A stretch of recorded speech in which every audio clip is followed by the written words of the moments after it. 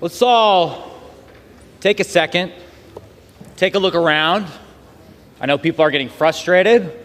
Take a look at this chamber and realize how lucky we are to serve this country in Congress.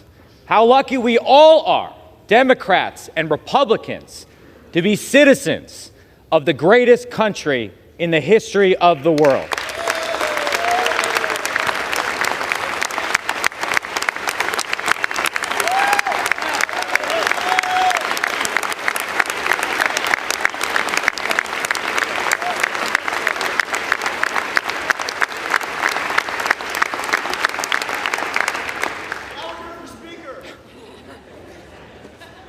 He's definitely out of order, Madam Clerk. I say that because I know last night people were frustrated. They wanted to go to parties. They wanted to take pictures with their families.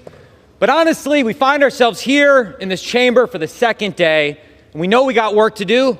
But in some ways, there's no place I'd rather be. With the possible exception of Lambeau Field on Sunday, no place I'd rather be. But maybe with the excitement, some of you hadn't had an opportunity to check what's happening online, let me fill you in, or what's happening on Twitter, what the press is writing about. In some ways, they're salivating. There's headlines about the chaos, this and that. Yesterday, our colleagues on the other side of the aisle were tweeting their bags of popcorn that they had out. They love it. The schadenfreude is palpable. But I think my friends on the Democratic side misunderstand what's happening here. Sure, it looks messy, but democracy is messy. Democracy is messy by design. By design. And that's a feature, not a bug of our system. We air it all out in the open for the American people to see. Because at the end of the day, the president's not in charge.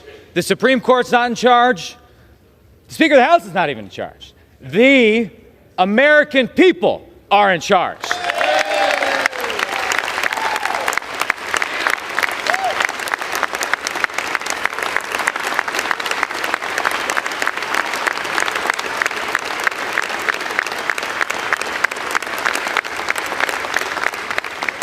And I'm proud to be part of a party that welcomes debate, that invites different views, that isn't afraid of that.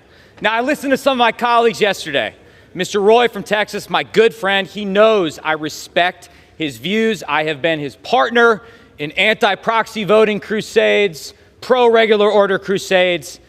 I understand. I know that his intentions are pure. I know a lot of people are just frustrated with the way Congress works. But, and Chip, you know I believe that in my bones, nobody has done more to lay out a plan for how we restore the basic functioning of this institution than Kevin McCarthy.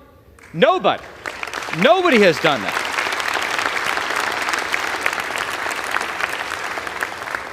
Now, you may not have gotten everything you wanted. There are things I want that I know it's just not possible to get done in this Congress.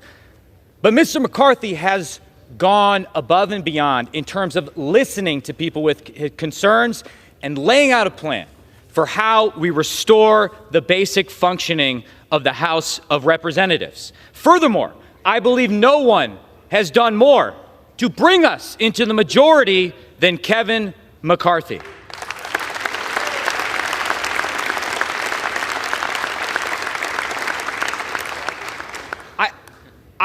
Listen, I wish we had a bigger majority, right? I wish we could do everything over the next 2 years, but the American people gave us an opportunity.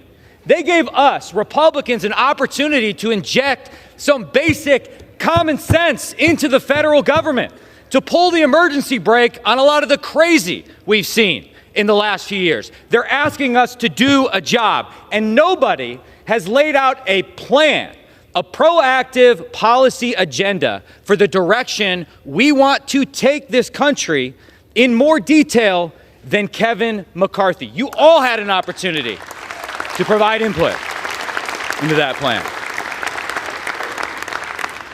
And the irony of this current moment and this debate we're having is that on the big stuff we all agree, right?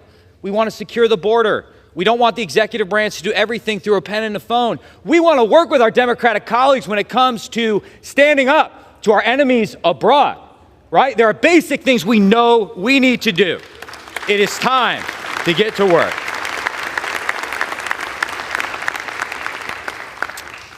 So you might tweet out some more popcorn emojis. I get it.